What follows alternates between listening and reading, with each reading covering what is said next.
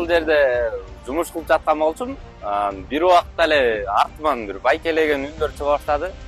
Бул суу жакты карасам, биякта кыздар агып келатыптыр. Анан бияктан да бир милиция кызматкери машинасы менен ушул каналдын жээги менен эле айдап келатыптыр.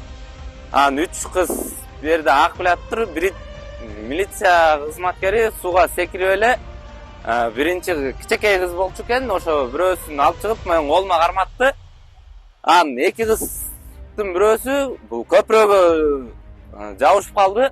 Бирөө көпүрөнүн алдынан өткөндө мындайынан жүгүрүп өтүп, кайра көпүрөдө кызга кирди. Анан бул жерде Беш таштын поворотунда дагы бир кыз милиция кызматкери бар болчу. Ошол келип бу жердеги көпүрөнүн алдынан өтүп кеткен кызга жардам берди. Ал экөөлөп алып чыкты. Анан бу жерден көпүрөнү кармап калган кызды мен бу жерден салаңдап эңкейип кармап турдум. Анан бияктан кайра бу жерден салаңдап мындай кармап турдум. Ошону менен бияктан кайра милиция кызматкери келип алып чыгып, ошону менен куткарып калдык. Артыкчылык менен кызматтуулугунун белгиси. Андан сырткары бул адамгерчиликтин бир жогорку деңгээлдеги көрсөткүчү деп.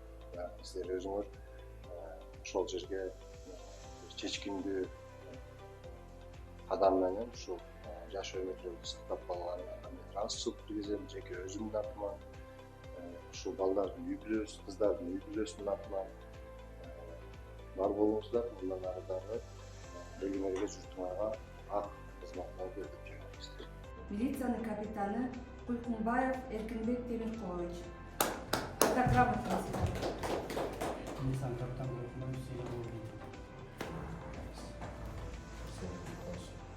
Милициянын капитаны Ахматов Сергей.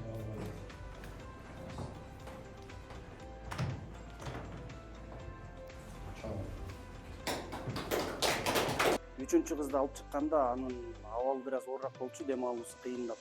Анан кийин капталдап жаткызып, биринчи жардам көрсөткөндөн кийин ал оозунан суу чыгып, дем алып, анан Кудай буйрса аман эсен болду баары.